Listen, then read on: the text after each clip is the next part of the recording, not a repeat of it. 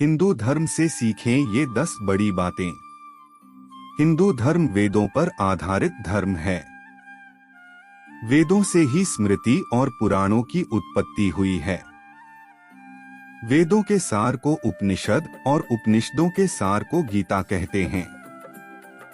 श्रुति के अंतर्गत वेद आते हैं, बाकी सभी ग्रंथ स्मृति ग्रंथ हैं। रामायण और महाभारत इतिहास ग्रंथ हैं। उपरोक्त ग्रंथों में जीवन, परिवार, समाज और राष्ट्र को बेहतर बनाने के लिए कई सूत्र दिए गए हैं। यदि आपको हिंदू धर्म के संबंध में अच्छे से जानना है तो आप सभी उपनिषद पढ़ लें। आपको समझ में आ जाएगा कि ईश्वर, सृष्टि, आत्मा और जीवन का रहस्य क्या है। हालांकि आजकल कोई इसे नहीं जानता चाहता, लेकिन फिर भी हम आपके सामने ऐसी बातें रख रहे हैं जो कि हिंदू धर्म में प्रमुखता से उल्लेखित है। निम्नलिखित बातें सभी धर्मों के लोगों के लिए सीखने की है, क्योंकि धर्म, सत्य और जीवन का सत्य इसी में छुपा हुआ है। यदि किसी भी प्रकार का धर्म लोगों के भीतर सांप्रदायिक सोच को भरता है तो यह समझना होगा कि असल में वह धर्म है कि नहीं, महज एक संगठन। स्वतंत्रता। हिंदू धर्म के अनुसार व्यक्तिगत स्वतंत्रता बहुत मायने रखती है, लेकिन यह स्वतंत्रता सभी तक जायज है जब तक कि आप दूसरे की स्वतंत्रता में दखल न देते हों। स्वतंत्रता का अर्थ परिवार, कुटुंब, समाज या राष्ट्र से स्वतंत्र होने वाली बात नहीं। दूसरों की स्वतंत्रता का सम्मान करना भी जरूरी है। स्वतंत्रता का अर्थ आप किस तरह का जीवन जीना चाहते हैं, उसके लिए कोई सामाजिक दबाव नहीं। आप क्या है यह जानने के लिए आपकी आत्मा पर किसी भी प्रकार का बंधन नहीं होना चाहिए। उपनिषद और गीता यही शिक्षा देते हैं। सामाजिक नियमों से जरूरी है आपकी व्यक्तिगत स्वतंत्रता, लेकिन यदि यह स्वतंत्रता समाज को बिगाड़ने या समाज के विध्वंस को करने के लिए उत्सुक है तो यह स्वतंत्रता नहीं बल्कि यह स्वच्छंदता, विद्रोह या अलगाववाद है। दरअसल हिंदू धर्म व्यक्तिगत स्वतंत्रता को महत्व देता है, सामाजिक नियमों को नहीं। संसार में मुख्यतः 2 प्रकार के धर्म हैं, एक कर्म प्रधान, दूसरे विश्वास प्रधान। हिंदू धर्म कर्म प्रधान है, अहिंदू धर्म विश्वास प्रधान। जैन, बौद्ध, सिख ये तीनों हिंदू धर्म के अंतर्गत हैं। इस्लाम, ईसाई, यहूदी ये तीनों अहिंदू धर्म के अंतर्गत हैं। हिंदू धर्म लोगों को निज विश्वासानुसार ईश्वर या देवी देवताओं को मानने व पूजने की, और यदि विश्वास न हो तो न मानने व न पूजने की पूर्ण स्वतंत्रता देता है। अहिंदू धर्म में ऐसी स्वतंत्रता नहीं है। अहिंदू धर्म अपने अनुयायियों को किसी विशेष व्यक्ति और विशेष पुस्तक पर विश्वास करने के लिए बाध्य या विवश करता है। विद्वान व दूरदर्शी लोग भली भांति जानते हैं कि सांसारिक उन्नति और आध्यात्मिक सुख की प्राप्ति के लिए स्वतंत्र विचारों की कितनी बड़ी आवश्यकता रहती है। हिंदू धर्म व्यक्ति स्वतंत्रता को महत्व देता है, जबकि दूसरे धर्मों में सामाजिक बंधन प्रत्यक्ष और अप्रत्यक्ष रूप से लागू हैं। आप ईशनिंदा नहीं कर सकते और आप समाज के नियमों का उल्लंघन करके अपने तरीके से जीवन यापन भी नहीं कर सकते। मनुष्यों को सामाजिक बंधन में किसी नियम के द्वारा बांधना अनैतिकता और अव्यावहारिकता है। ऐसा जीवन घुटन से भरा तो होता ही है और समाज में प्रतिभा का भी नाश हो जाता है। प्रत्येक व्यक्ति परमात्मा की अनुपम कृति है और उसे स्वतंत्रता का अधिकार है। वह इसके लिए बाध्य नहीं है कि वह मंदिर जाए, प्रार्थना करे या समाज के किसी नियम को माने। यही कारण रहा कि हिंदुओं में हजारों वैज्ञानिक, समाज सुधारक और दार्शनिक हुए जिन्होंने धर्म को नई ऊंचाइयों पर पहुंचाया और जिन्होंने धर्म में बाहर से आ गई बुराइयों की समय समय पर आलोचना भी की। किसी को भी धार्मिक या सामाजिक बंधन में रखना उसकी चेतना के विस्तार को रोकना ही माना जाता है। वेद, उपनिषद और गीता के अनुसार प्रत्येक व्यक्ति में भगवान ईश्वर नहीं होने की संभावना है। भगवान बन जाना प्रत्येक व्यक्ति की क्षमता है। उदारता और सहिष्णुता, इसका अर्थ है कि हम प्रत्येक प्राणी को पशु, पक्षी और मनुष्य समभाव से देखें। इसका मतलब यह कि किसी पर हिंसा नहीं करना और खुद पर हिंसा स्वीकार नहीं करना। सहिष्णुता का अर्थ है किसी पर भी आगे रहकर आक्रमण नहीं करना और सहनशील बनना, लेकिन यह अधूरा अर्थ हो सकता है। सहिष्णुता का गलत अर्थ लेने के कारण ही पृथ्वीराज चौहान ने हर बार शत्रु को छोड़ दिया, लेकिन शत्रु ने इस सहिष्णुता का लाभ उठाकर पुनः आक्रमण कर सब कुछ तहस नहस कर दिया। सबसे जरूरी है कि हम अपने परिवार, समाज और राष्ट्र के प्रति सहिष्णु बने। इसमें कोई शक नहीं कि सहिष्णुता हमारी दिनचर्या का एक मुख्य गुण है। इस गुण को अपनाने से हम सदैव प्रसन्नचित्त तथा प्रफुल्लित रहते हैं। इसलिए हमें अपनी आने वाली पीढ़ियों को सहिष्णुता के महत्व को बताना चाहिए तथा हमें भी अपने बड़ों से भी ज्ञान प्राप्त करना चाहिए। लेकिन इसकी यह शर्त है कि कोई यदि हमारी सहिष्णुता का सम्मान करता है तो ही सहिष्णु रहा जाए। सहिष्णुता का अर्थ है सहन करना और उदारता का अर्थ है खुले दिमाग और विशाल हृदय वाला, जो स्वभाव से नम्र और सुशील हो और पक्षपात या संकीर्णता का विचार छोड़कर सबके साथ खुले दिल से आत्मीयता का व्यवहार करता हो, उसे उदार कहा जाता है। दूसरों के विचारों, तर्कों, भावनाओं और दुखों को समझना ही उदारता है। अनुदारता पशुवत होती है। अपनी रुचि, मान्यता, इच्छा, विचार, धर्म को दूसरों पर लादना, अपने ही गज से सबको नापना, अपने ही स्वार्थ को साधते रहना ही अनुदारता है। दुनिया के दूसरे धर्मों में यह प्रवृत्ति स्पष्ट रूप से दिखाई देती है। सहिष्णुता और उदारता हिंदू धर्म के खून में है, तभी तो पिछले सैकड़ों वर्षों से उनका खून बहाया जाता रहा है। तभी तो हिंदुओं का धर्मांतरण किया जाता रहा है। हिंदू धर्म में उदारता और सहिष्णुता का कारण यह है कि इस धर्म में परहित को पुण्य माना गया है। न्याय और मानवता, इंसाफ और इंसानियत को धर्म से भी ऊंचा माना गया है। न्याय और मानवता की रक्षा के लिए सब कुछ दांव पर लगा देने के लिए हिंदुओं को प्रेरित किया जाता रहा है। यही कारण है कि इस धर्म में प्राचीन काल से ही कभी कट्टरता नहीं रही और इस उदारता, सहअस्तित्व और सहिष्णुता की भावना के चलते ही हिंदुओं ने कभी भी किसी दूसरे धर्म या देश पर किसी भी प्रकार का कोई आक्रमण नहीं किया। इसका परिणाम यह रहा कि आक्रांताओं ने समय समय पर गुलाम बनाकर हिंदुओं को धर्म, जाति और पंथों में बांट दिया, उनका कत्लेआम किया गया और उन्हें उनकी ही भूमि से बेदखल कर दिया गया। ध्यान और योग, प्रत्येक धर्म ने ध्यान और योग की कुछ विधियां अपनाई गई है। यह भी कह सकते हैं कि उन्होंने ध्यान और योग को अपने अनुसार ढालकर अपनाया। लेकिन यहाँ यह कहना जरूरी है कि ध्यान और योग का जो स्वरूप ग्रंथों में मानव जाति क्रोध, सांप्रदायिक नफरत, लालच, युद्ध, बेचैनी और तमाम तरह की जहरीली विचारधारा के बीच खुद को असहाय और नर्क में महसूस कर रही है। दिमाग पर इतना बोझ हो चला है कि अब मनुष्य सामूहिक आत्महत्या के मुहाने पर पहुंच चुका है। उसके दिमाग में बहुत कुछ चल रहा है। परिवार, समाज, देश, अलगाव, वाम, नौकरी, बेरोजगारी, स्कूल, कॉलेज, दफ्तर, प्रेम, नफरत, अपमान, बदला, अपराध, चिंता, अवसाद आदि सैकड़ों ऐसी बातें हैं जिसके दबाव में वह बस जैसे तैसे जी रहा है। मंदिर, मस्जिद, चर्च, गुरुद्वारा आदि कई जगह जाने के बाद भी मन शांत नहीं है। ऐसा में ध्यान और योग को अपनाकर वह अपने चित्त पर इकट्ठे हो गए बोझ से मुक्त होकर एक स्वस्थ दिमाग को पा सकता है। यदि वह ऐसा करता है तो अपनी आने वाली पीढ़ियों को एक अच्छा और शांतिपूर्ण वातावरण देने में सक्षम होगा। अन्यथा आपके बच्चे भी सड़कों पर पागलों की तरह पत्थर मारने में ही अपना जीवन बर्बाद कर देंगे। जीवन जीने की कला।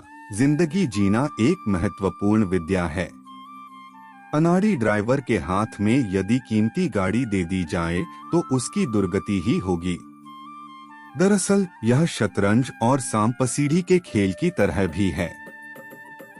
इस खेल में आपके ज्ञान, बुद्धि, विश्वास के अलावा आपकी इच्छा का योगदान होता है। सही ज्ञान और पूर्ण विश्वास के साथ सकारात्मक इच्छा नहीं है तो आप हारते जाएंगे। यही कारण है कि बहुत से लोग जीवन को एक संघर्ष मानते हैं, जबकि हिंदू धर्म के अनुसार जीवन एक उत्सव है। संघर्ष तो स्वतः ही सामने आते रहते हैं, या तुम अपने जीवन को संघर्षपूर्ण बना लेते हो। लेकिन जीवन को उत्सवपूर्ण बनाना ही जीवन जीने की कला का हिस्सा है। गीत, भजन, नृत्य, संगीत और कला का धर्म में उल्लेख इसीलिए मिलता है कि जीवन एक उत्सव है, जबकि कुछ धर्मों में नृत्य, संगीत और कला पर रोक है। ऐसा माना जाता है कि इससे समाज बिगाड़ का शिकार हो जाता है। इस डर से लोगों से उनका वह आनंद छीन लो जो उनको परमात्मा ने या इस प्रकृति ने दिया है। हिंदू धर्म मानता है कि जीवन ही है प्रभु। जीवन की खोज करो।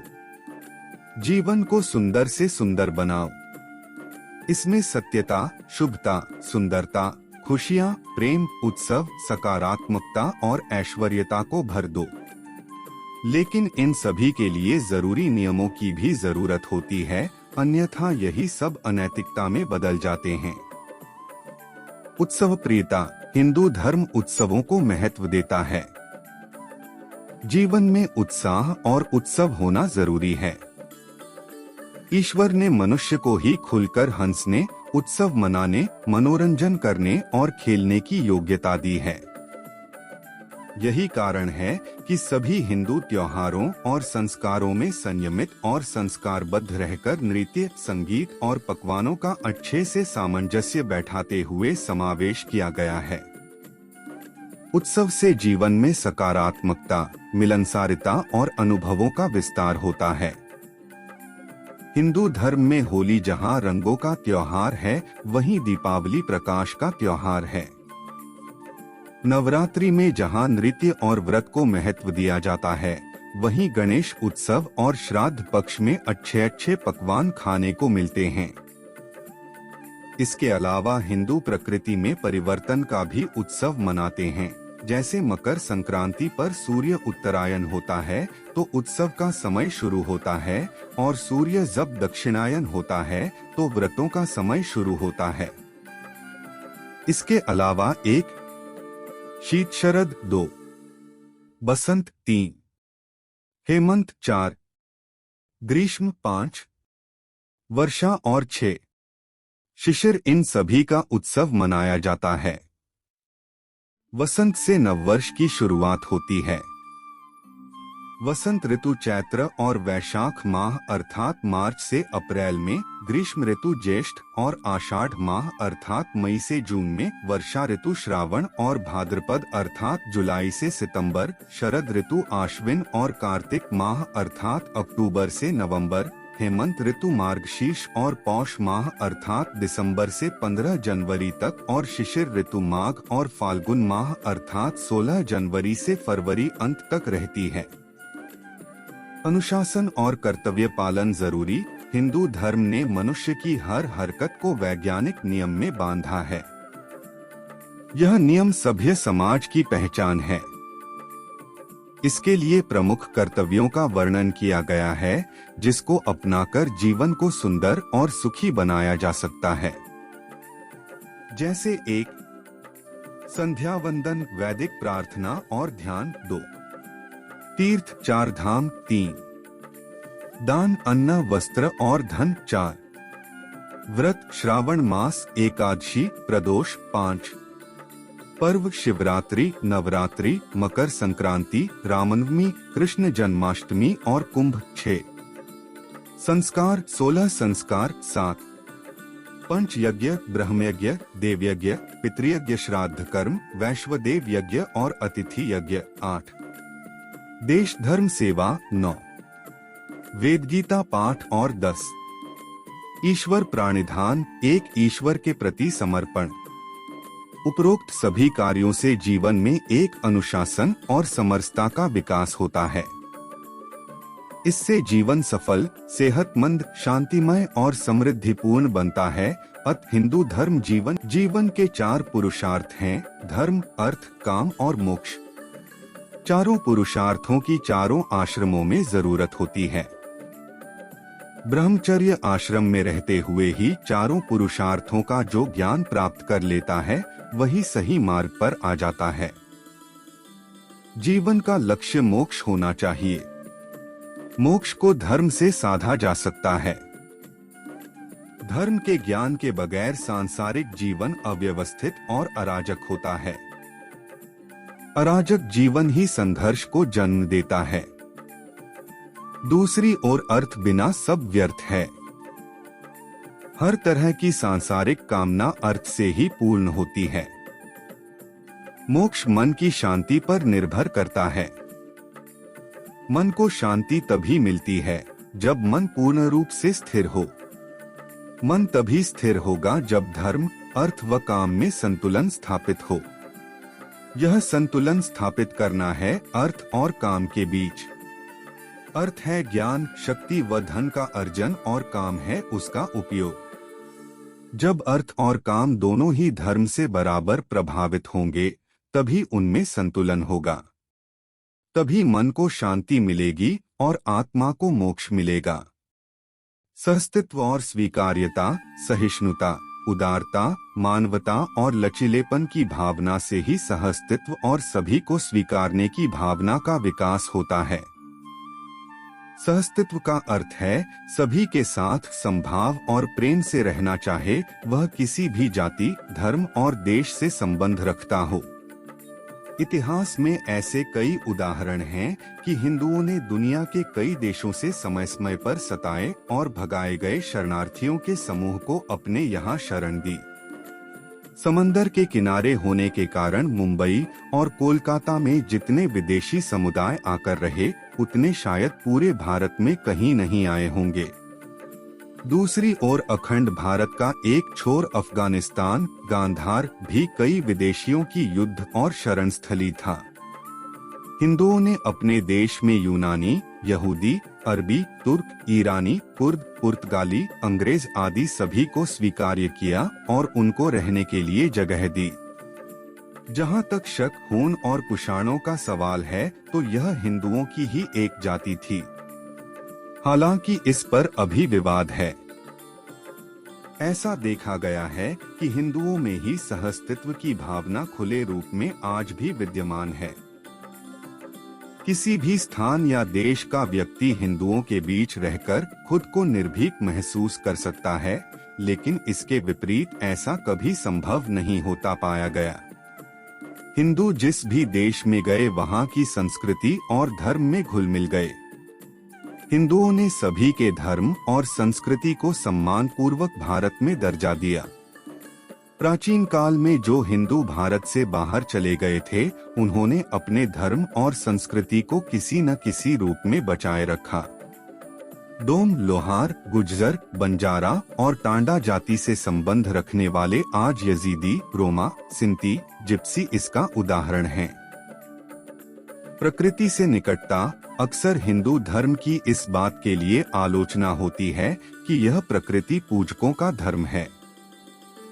ईश्वर को छोड़कर ग्रह और नक्षत्रों की पूजा करता है। यह तो जाहिलानापन है।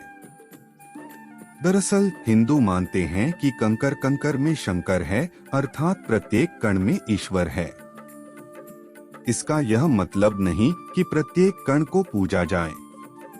इसका यह मतलब है कि प्रत्येक कण में जीवन है।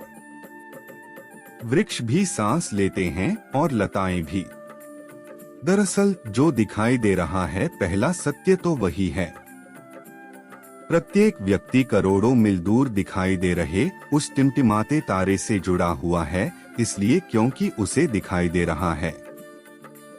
दिखाई देने का अर्थ है कि उसका प्रकाश आपकी आंखों तक पहुंच रहा है। हमारे वैदिक ऋषियों ने कुदरत के रहस्य को अच्छे से समझा है। वे कहते हैं कि प्रकृति ईश्वर की अनुपम कृति है। प्रकृति से मांगो तो निश्चित ही मिलेगा। दुनिया के 3 बड़े धर्म मरुस्थल में जन्मे हैं, जबकि हिंदू धर्म हिमालय से निकलने वाली नदियों के किनारे हरे भरे जंगलों में पनपा है। स्वाभाविक रूप से ही धर्मों पर वहां की भौगोलिक स्थिति का असर होगा ही।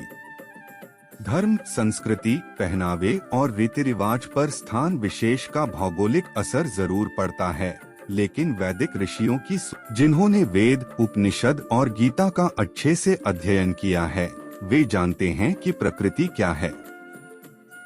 हालांकि हिंदू धर्म में प्रकृति और समाधि पूजा का निषेध है। कोई गृहिणी चांद को देखकर अपना व्रत तोड़ती है तो इसका यह मतलब नहीं कि वह चांद की पूजा करती है।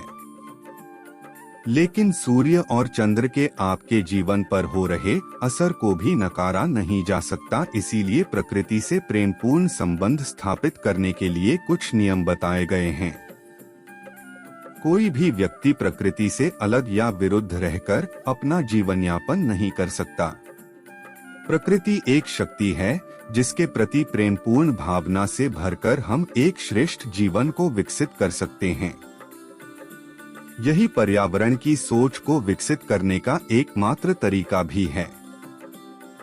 वेदों में प्रकृति के हर तत्व के रहस्य और उसके प्रभाव को उजागर किया गया है, इसीलिए वेदों में प्रकृति को ईश्वर का साक्षात रूप मानकर उसके हर रूप की वंदना की गई है। इसके अलावा आसमान के तारों और आकाश मंडल की स्तुति कर उनसे रोग और शोक को मिटाने की प्रार्थना की गई है। धरती और आकाश की प्रार्थना से हर तरह की सुख समृद्धि पाई जा सकती है। लेकिन इसका यह मतलब नहीं कि ब्रह्मा अर्थात ईश्वर को छोड़कर हम तारे सितारों की पूजा करने लगें। आम हिंदू आमतौर पर एकेश्वरवादी नहीं होते, जबकि हिंदू धर्म एकेश्वरवादी धर्म है, जिसे ब्रह्मवाद कहते हैं।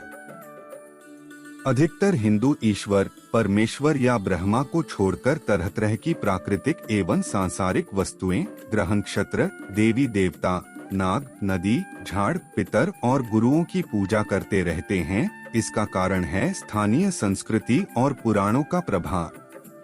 परोपकार की भावना। परोपकार शब्द पर प्लस उपकार इन 2 शब्दों के मेल से बना है, जिसका अर्थ है निस्वार्थ भाव से दूसरों की सहायता करना।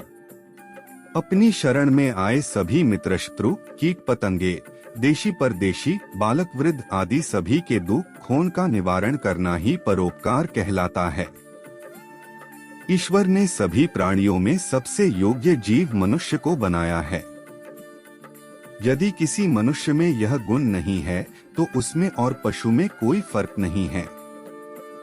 पुराणों में परोपकार के अनेक उदाहरण हैं। राजा रंतिदेव को 40 दिन तक भूखे रहने के बाद जब भोजन मिला तो वह भोजन उन्होंने शरण में आए भूखे अतिथि को दे दिया। दधीची ने देवताओं की रक्षा के लिए अपनी अस्थियां दे दी। शिव ने विष का पान कर लिया। कर्ण ने कवच और कुंडल दान दे दिए। राजा शिवी ने शरण में आए कबूतर के लिए अपना मांस दे डाला, आदि आदि। ऐसे कई उदाहरण हमें सीख देते हैं। परोपकार के अनेक रूप हैं, जिसके द्वारा व्यक्ति दूसरों की सहायता करके आत्मिक सुख प्राप्त कर ईश्वर का प्रिय बन सकता है। जैसे प्यासे को पानी पिलाना, बीमार या घायल को अस्पताल पहुंचाना, वृद्धों की सेवा करना, अंधों को सड़क पार कराना, भूखे को भोजन देना, वस्त्रहीन को वस्त्र देना, गौशाला बनवाना, प्याऊ लगवाना, वृक्ष लगाना आदि। अभ्यास और जागरण का महत्व समझें। यदि आपको कोई गणित का सवाल या किसी प्रकार की थ्योरी याद नहीं आ रही है तो उसे निरंतर पढ़े और समझते रहे। किसी कार्य के पीछे पड़े रहना ही अभ्यास है। बार बार किसी कार्य को करते रहने से आप उस कार्य में पारंगत हो जाते हैं। जीवन के हर क्षेत्र में अभ्यास जरूरी है। सेनाएं युद्ध का अभ्यास करती रहती है ताकि युद्ध के दौरान उसे किसी भी प्रकार की दिक्कतों का सामना न करना पड़े। जागरण का अर्थ बहुत गहरा है। आप यह आलेख बेहोशी में पढ़ सकते हैं, अर्थात इस दौरान आपका ध्यान कहीं और, मन कहीं और आंखों से जो देख रहे हैं वह यहाँ है। किसी की बातों को सुनते वक्त आपका ध्यान कहीं और होता है तो उसने क्या कहा यह समझ में नहीं आता। इसी तरह किसी भी कार्य को करते समय यदि आपका ध्यान या मन कहीं और रमा हुआ है तो आप बेहोशी में उस कार्य करेंगे। हाँ, यदि आप किसी कार्य में पारंगत हो गए हैं तो फिर उस कार्य को बेहोशी में आप यंत्रवत करेंगे। लेकिन किसी भी बात को सीखने के लिए होशपूर्ण होना जरूरी है, तभी उसे आप सीख पाएंगे।